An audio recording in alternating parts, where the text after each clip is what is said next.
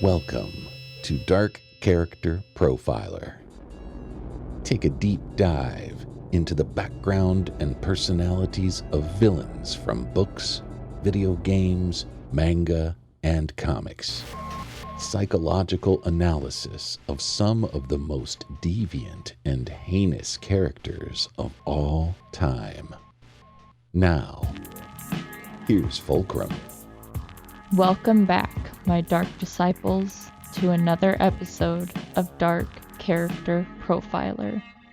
The shadows have gathered, the spotlight is dim, and we're ready to delve into the depths of another fascinating and perhaps unsettling character.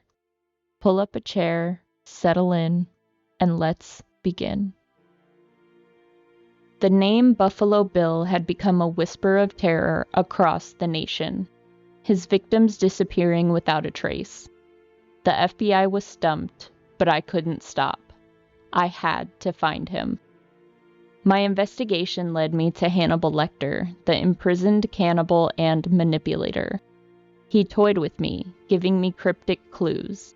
He's not a woman, Lecter said, his eyes glinting. He's obsessed with transformation, but it's about power, not identity. His words haunted me, and the clues began to connect as I dug deeper. The moths. The strange, death's head moths found near the victims. It wasn't just a signature. It was a message. And then I uncovered his true purpose. Buffalo Bill wasn't killing to kill. He was creating something. A skin suit.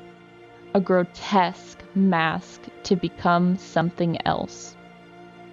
The case had become an obsession, and then a break. A name. Jame Gumb. The man behind the monster. With barely anything but an address, I knew I had to act quickly. I tracked him to his home. The basement reeked of decay, and there I found her. Catherine Martin, still alive but trapped in a pit. The confrontation was brief but brutal. Gumb lunged, but I was faster. I overpowered him, and at that moment, the nightmare ended. Catherine was safe. Jame Gumb is such a complex and enigmatic monster that we must take a deeper dive into his past to explore his trauma and obsessions to really understand the man we know as Buffalo Bill. Born Jame Gumb in 1949 in California, his name was a clerical error. Born to an alcoholic mother unable to care for him, he was shuffled through the foster care system until he was adopted by his grandparents. At age 12, he slaughtered them and was sent to a psychiatric facility until he aged out and was released into the world. In his adult life, he formed a bond with failed tailor John Grant, who taught him the art of skinning and sewing until he was eventually abandoned by Grant. He became obsessed with transformation to become someone else, someone beautiful. His applications for gender reassignment were repeatedly denied, citing mental instability. He believed the denial proved that he was forbidden from becoming a woman, pushing him further into madness. He began the creation of the woman suit to carve his own version of femininity, fashioned from the flesh of his victims. Clarice Starling was a brilliant but haunted FBI trainee drawn into the case by the clues left behind. She often consulted the incarcerated Hannibal Lecter, who helps uncover the true nature of Gumb's depravity. Lecter's assessment sees through Gumb's delusions.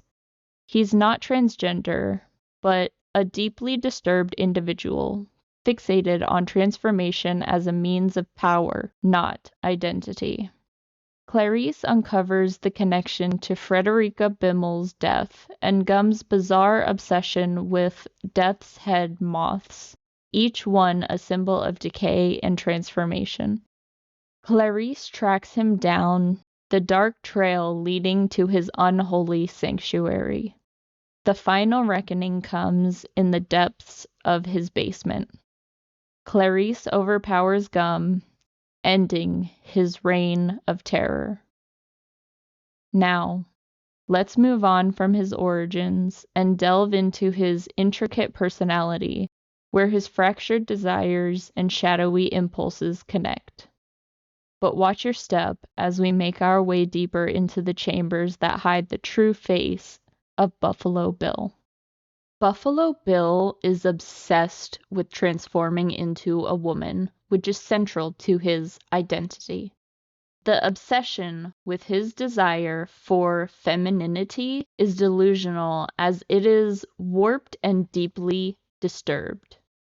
He displays classic psychopathic traits, including a lack of empathy, manipulativeness, and a willingness to use violence to achieve his desires.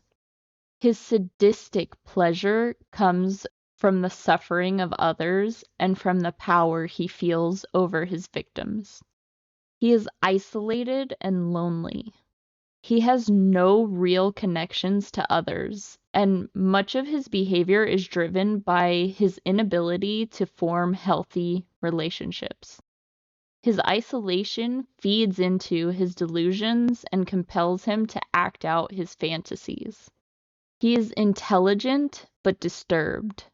He's highly methodical and capable of evading detection for a time. His intelligence is tainted by his distorted sense of self and inability to recognize or accept the reality of his actions. He manipulates others, including Clarice, and even plays on her sympathies to further his goals. He's skilled at hiding his true nature and can appear harmless or charming when needed. His behavior may be tied to a traumatic and abusive childhood. His deep-seated psychological issues are in part the result of his upbringing, particularly his adoption and the dysfunction within his early environment. His actions and desires don't align with an actual transgender experience. His desire to wear women's skin is more a symptom of his mental illness. This confusion highlights the dissonance between his internal sense of self and his outward actions. Having peeled back the layers of his unsettling psyche, let's unveil the results of your observations. The data, like the man himself, is compelling. My dark disciples, gather round. From the shadows, I bring forth the names of those who have earned our recognition. I wanted to give a big shout out to my amazing dad for helping me craft the perfect intro and outro for my podcast. Your creativity and support mean the world to me. And for everyone tuning in, don't forget to check out his incredible show, The Never Ending Radio Show, bringing you timeless music and timeless principles. His show is linked in the description below. Thanks, Dad, for always inspiring and helping me elevate my game. We also want to give a huge thank you to our incredible community of Dark Disciples and everyone else who occasionally tunes in. We've recently hit 250 plays, and we're so grateful to each and every one of you for your support. Again, thank you so much. Gather round, my dark disciples. The deepening darkness has whispered and revealed the breakdown of our recent poll. The creeping fogs have revealed a tie at the top, with antisocial personality disorder and gender dysphoria both capturing the majority of your dark hearts. Trailing close behind, in the shadowy corridor, sexual sadism claims second place. Narcissistic personality disorder and the elusive other linger in the fringes. Your choices have set the stage for our exploration into the shadows of the human psyche. Thank you all for participating. Let us now delve into the evidence followed by the final analysis. Now, let's examine the fragments of evidence that solidify our final, unsettling conclusions. Prepare yourselves. These pieces will paint a portrait of depravity that will linger long after the shadows have receded. Buffalo Bill specifically targets overweight women. He kidnaps his victims, holding them captive in a pit in his basement before their deaths. We all remember the scene from the movie. It rubs the lotion on its skin or else it gets the hose again. He engages in psychological terror, further traumatizing his victims. His modus operandi involves murdering these women and then removing their skin to create a woman's suit. This reflects his deep-seated psychological disturbance and desire for transformation. His actions demonstrate a complete lack of empathy and respect for the lives of his victims, treating them as objects to be used for his own twisted purposes. He shows no signs of remorse for his horrific crimes, focusing solely on achieving his goal regardless of the suffering he inflicts. While he has a plan, his underlying emotional instability and violent actions point to impulsive behavior.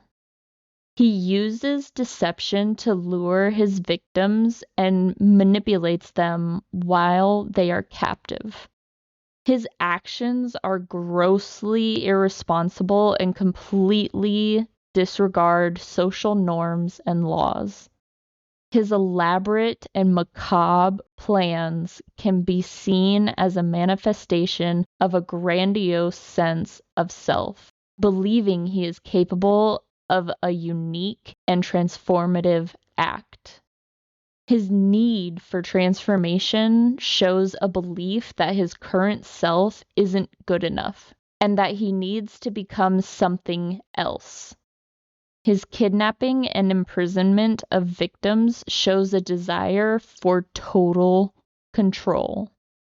His disturbing plan shows that he believes he is unique and that standard societal rules do not apply to him.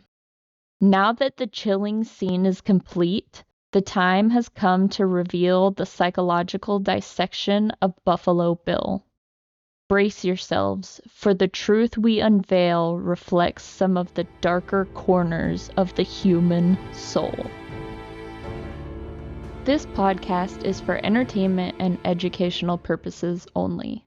While we use the DSM-5 as a framework to provide psychological analyses of fictional characters, the discussions are not intended to diagnose, treat, or provide professional mental health advice.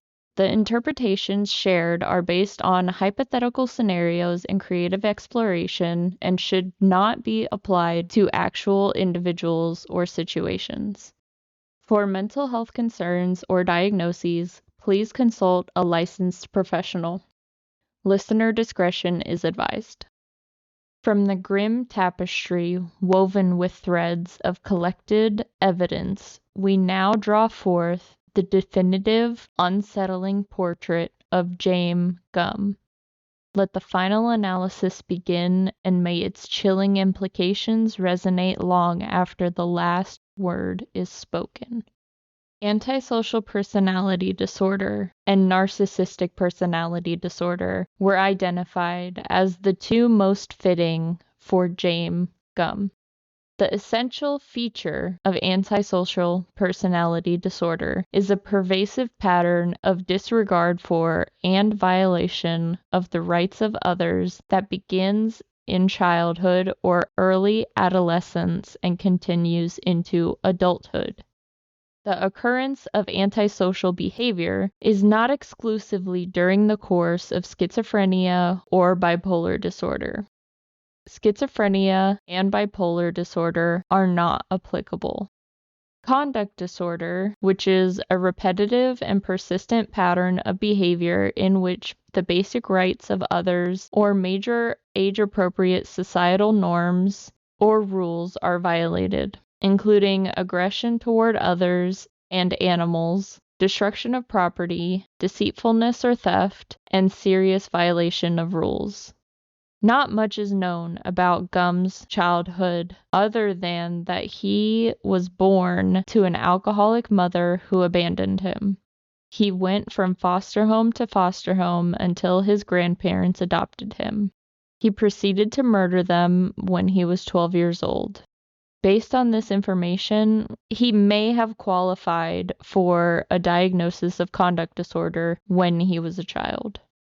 And finally, the essential feature of narcissistic personality disorder is a pervasive pattern of grandiosity, need for admiration, and lack of empathy that begins by early adulthood.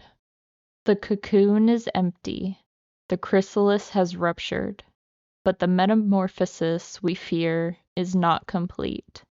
The echoes of his actions resonate, a chilling reminder that the hunger he embodied may not have died with him. Perhaps in the darkest corners, the pupa remains, awaiting its next transformation. The shadows recede and our exploration concludes. Thank you, my dark disciples, for lending your ears and minds to this character. I trust you'll be back when the darkness calls again. Until then, beware the shadows, and I'll see you next time. Thank you for listening to Dark Character Profiler with Fulcrum. Listen every other Tuesday on Spotify, Apple Podcasts, and Amazon Podcasts.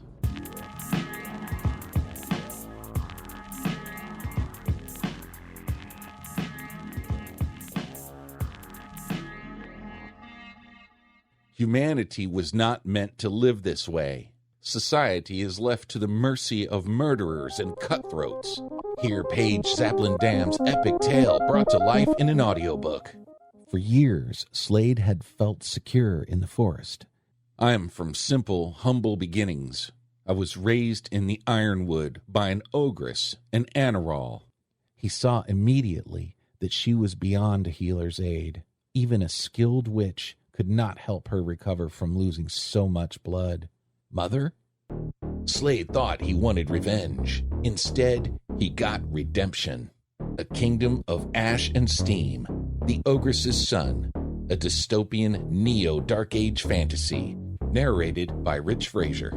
Now available on iTunes and Audible. I promise you I will find whoever did this and avenge you, Mother.